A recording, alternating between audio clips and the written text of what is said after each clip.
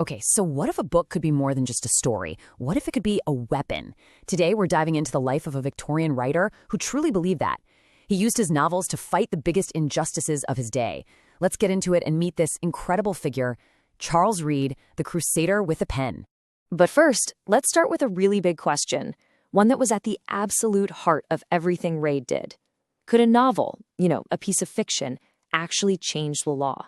Could a story pack such a punch that it forces an entire society to fix itself? Just keep that question in the back of your mind as we go. So, to find the answer to that question, we first need to meet the man who made this his life's mission. Right, this is Charles Reade. He was writing right in the middle of the Victorian era. Now, this was a time of amazing progress for sure, but also some really deep systemic problems. For a lot of writers back then, a novel was a form of escape. But for Reade, it was the exact opposite. He thought a writer's job wasn't just to entertain, but to fight. For him, a novel wasn't an escape. It was a weapon. Reade was a pioneer of this really powerful genre, social reform fiction. And the core idea is kind of genius, right? You embed a super sharp critique of society inside a story that people can't put down. This was a radical idea. Instead of some dry, boring government report that maybe a handful of people would read, you get this dramatic, emotional story that grabs the public by the collar and makes you feel the injustice. It forces a conversation that people just can't ignore. So, that's the theory. But how did he actually do it? Let's take a look at how Reade turned his fiction into a real, genuine force for social change. One of his biggest targets was the absolutely horrifying state of mental asylums in Victorian England.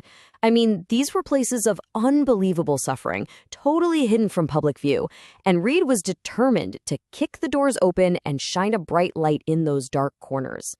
He did this most famously in his novel, Hard Cash. His method here is just brilliant. See, he didn't write an essay, he created a character, John Mardale, a perfectly sane man who gets thrown into an asylum by his greedy family. And through John's eyes, you, the reader, experience the abuse, the corruption, and just how terrifyingly easy it was for someone to be stripped of their freedom. So Hard Cash wasn't just a thriller, it was a call to action, and he did his homework. By wrapping his carefully researched facts in this high-stakes, dramatic story, he sparked genuine public outrage. He basically laid out this powerful case for reforming the entire mental health system, forcing his readers to look at a reality most of them would have much rather ignored. And believe me, he did not stop with asylums. Oh no. Across his other books, like The Wandering Heir, he took aim at all the biggest issues of his time. He was constantly questioning the super rigid class system, the fairness of the courts, and the crushing weight of what society demanded from people.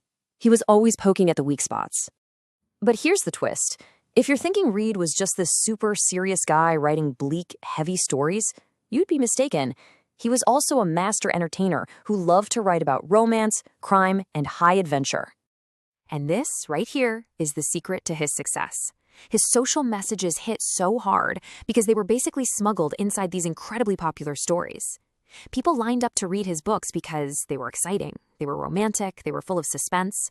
The social commentary was the medicine, but he delivered it in the sweetest tasting candy imaginable. I mean, his range was just incredible. One minute he could transport you to the 15th century with a huge historical epic like The Cloister and the Hearth. The next, he'd have you on the edge of your seat with a crime thriller like Foul Play. He could even make you laugh out loud with a romantic comedy. The guy could really do it all. So what does this all add up to? When you look at the whole picture, what is Charles Reade's lasting legacy? So why do we still talk about him today? Well, because he basically created the blueprint for using popular fiction to fight for social justice. He mastered that mix of high drama and harsh reality to get people to pay attention. And maybe most importantly, he gave a voice to people who had none. And he proved, without a doubt, that a story could be wildly entertaining and deeply important at the same time. And what's really striking is how modern his concerns feel. I mean, the abuses in mental health that he exposed, we are still debating and fighting for better mental health care. His critiques of class and privilege, they sound a lot like today's conversations about social inequality. And his focus on a corrupt legal system, well, calls for justice reform are everywhere. His battlegrounds are still our battlegrounds. Ultimately, Reade's work is this powerful reminder that even though times change, the core human struggles for justice, for dignity, for fairness, those things are timeless. And he showed us all the incredible power that a single, well-told story can have to change the world. And that brings us right back to our opening question, but with a modern twist. If Charles Reade were alive right now with that same crusading spirit and that masterful pen, which of today's injustices do you think he would turn into his next great novel? That's definitely something to think about.